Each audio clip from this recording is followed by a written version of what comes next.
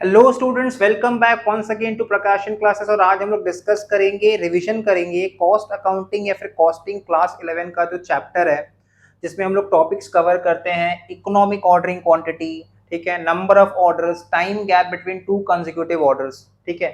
तो economic ordering quantity exam view point से बहुत इंपॉर्टेंट है, इस पे सम्स आने वाला है जरूर से। इकोनॉमिक ऑर्डरिंग क्वांटिटी को हम लोग शॉर्ट में क्या कहते हैं, ईओक्यू, ठीक है। फॉर्मूला क्या होता है, बड़ा सिंपल सा फॉर्मूला होता है, root over 2 into A into O whole divide by C H. कोई सी बेस एच लिखता है, कोई सी बेस आई लिखता है, ठीक है। ए stands for annual consumption of raw material, पूरा साल में एनुअल कंजम्पशन हमको लेना है, पूरा साल का consumption. Consumption word is related with raw material and demand word is related with finish goods. O stands for ordering cost पर ऑर्डर, एक बार ऑर्डर करने का जो खर्चा होता है उसको हम लोग ओ से डिनोट करते हैं। C H stands for carrying cost per unit per annum या फिर stock holding cost per unit per annum. Number of orders अगर हमको निकालने बोलेगा तो हम लोग फॉर्मूला क्या लगाएंगे, annual consumption whole divide by EOQ. Time gap between two consecutive orders, अगर दो ऑर्डर्स के बीच में कितना टाइम गैप है, ठीक है, वो अगर हमको निकालने बोलेगा। या फिर इसको हम लोग कहते हैं frequency between two consecutive orders, मतलब हम लोग कितना फ्रीक्वेंटली ऑर्डर प्लेस कर रहे हैं। तो फॉर्मूला क्या होता है, अगर हमको आंसर मंथ्स में निकालना है तो 12 मंथ्स, डेज में निकालना है तो 365 डेज, और वीक्स में निकालना है तो 52 weeks, whole divide by number of orders. तो ये हमारा फॉर्मूलाज है, ठीक है। ये फॉर्मूलाज हम लोग को जरूर से ध्यान में रखना है, सम्स करने के लिए सारा फॉर्मूलाज इंपॉर्टेंट है। अब इसके ऊपर हम लोग कुछ न्यूमेरिकल्स करेंगे जिससे हम लोग को ये सारा चीज क्लियर हो जाए।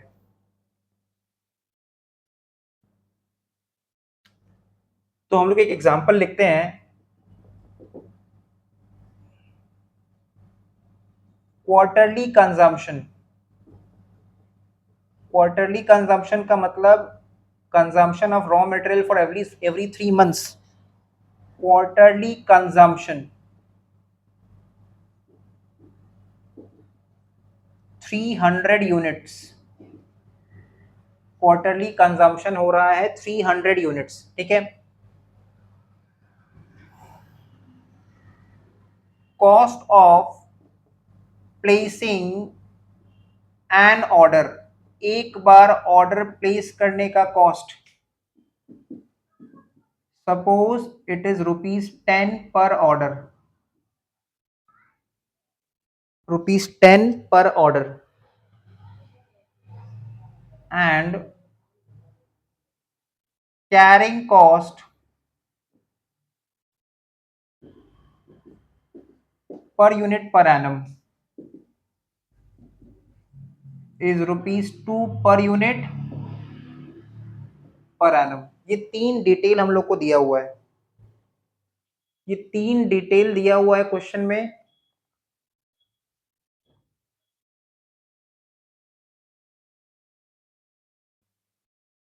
और इस तीन डिटेल के हेल्प से हम लोग को निकालना है,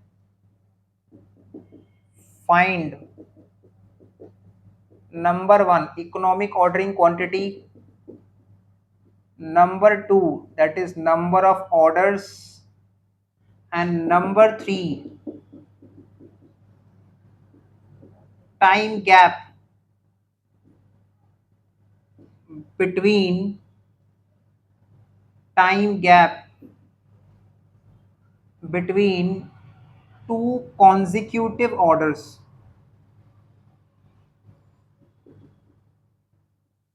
मतलब अगर दो लगातार ऑर्डर प्लेस किया तो उसमें क्या टाइम गैप, ठीक है। तो सॉल्यूशन में पहले ईओक्यू निकालने के लिए हम लोग पहले लिखेंगे, since quarterly consumption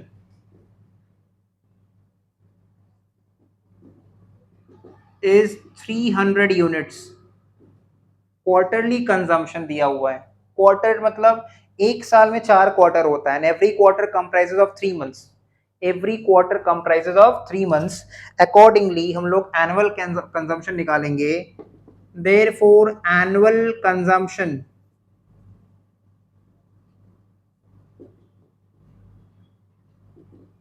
is equals to quarterly consumption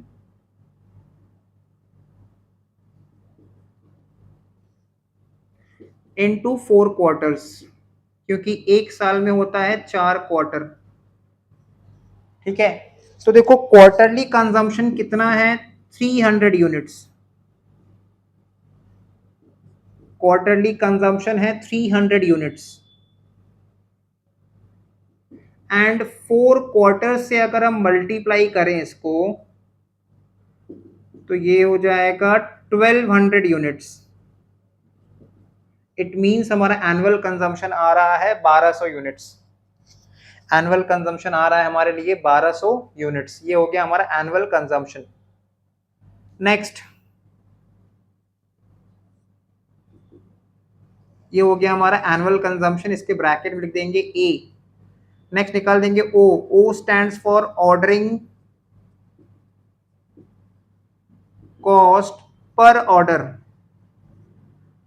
जो कि क्वेश्चन में हम लोग को डायरेक्टली दिया हुआ है ₹10 पर ऑर्डर। क्वेश्चन में डायरेक्टली दिया हुआ है ₹10 पर ऑर्डर। और CH that is carrying cost per unit per annum, ये भी दिया हुआ है हम लोग को ₹2 पर यूनिट पर एनम। तो पहले ना हमको ऐसा डेटा लिख लेना पड़ेगा, ठीक है, उसके बाद फॉर्मूला पुट करना है। डायरेक्टली फॉर्मूला पुट नहीं करना है, पहले डेटा को ऐसे लिख लेना है, उसके बाद फॉर्मूला पुट करना है। यहां तक कंप्लीट हो गया। यहां तक कंप्लीट करने के बाद इसका हम लोग निकाल देंगे इकोनॉमिक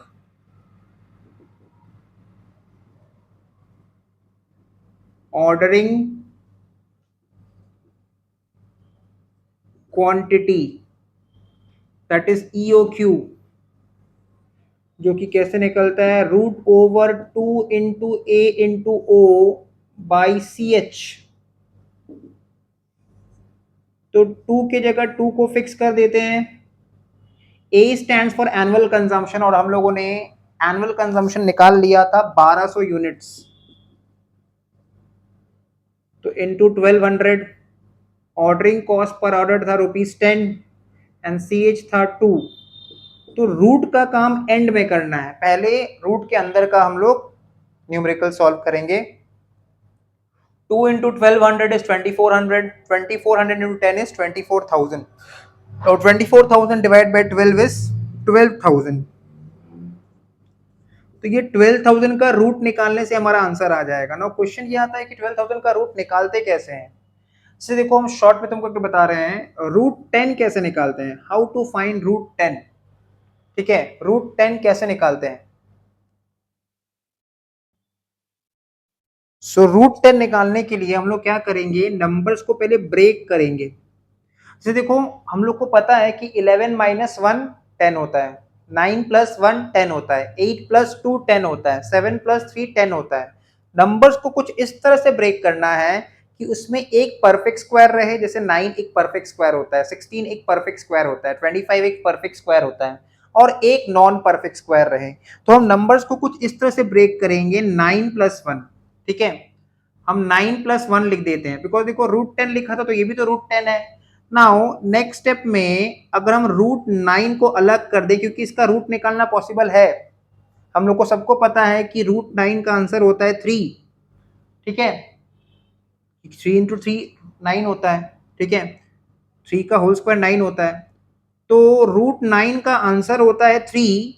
बट 1 को तो ब्रेक नहीं कर सकते, इसलिए यहाँ पे जो नंबर है उसको एज इट इज रख देना। ये सारा तुमको न्यूमेरिकल्स तुमको रफ में कर लेना है।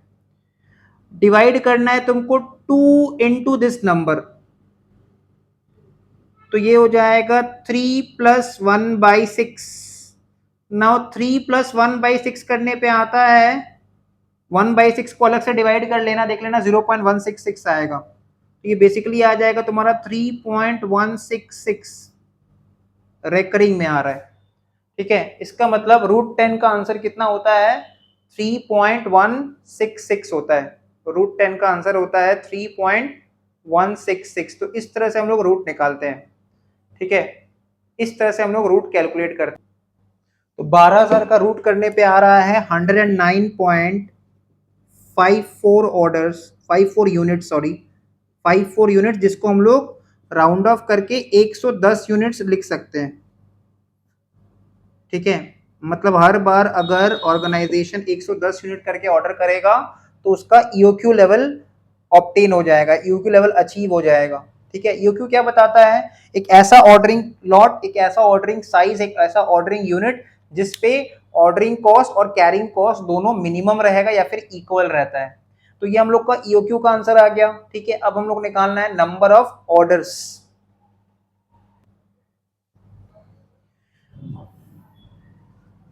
तो number of orders is equals to annual consumption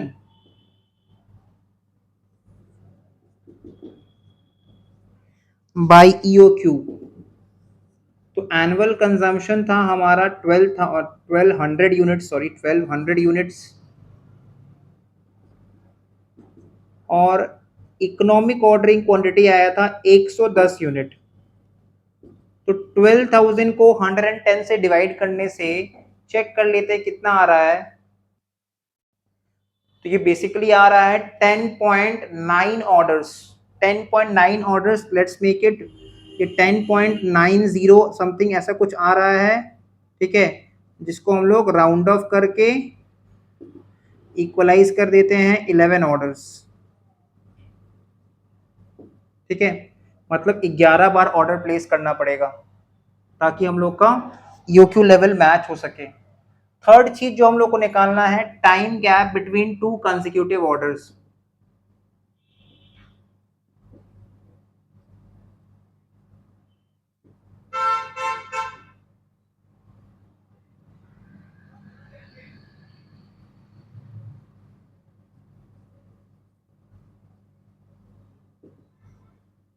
तो इसमें अगर हम लोग को आंसर मंथ्स में निकालना है तो हम लोग न्यूमरेटर में 12 मंथ्स लेते हैं, डेज में आंसर निकालना है तो हम लोग 365 डेज लेते हैं, और वीक्स में आंसर निकालना है तो 52 वीक्स लेते हैं।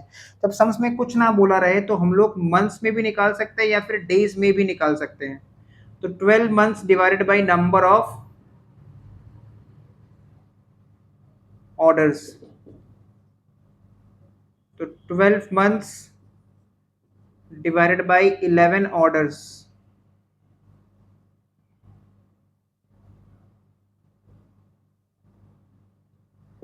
12/11। तो 12/11 हम लोग को चेक करना, तो ये हम लोग का आ रहा है 1.09 मंथ्स। तो एक छोटा सा वीडियो था जिसमें हम लोगों ने पूरा रिवीजन कर लिया कि कैसे हम लोग ईओक्यू कैलकुलेट करते हैं, नंबर ऑफ ऑर्डर्स निकालते हैं और time gap between two consecutive orders निकालते हैं। दैट्स इट फॉर टुडे, मिलते हैं नेक्स्ट वीडियो में।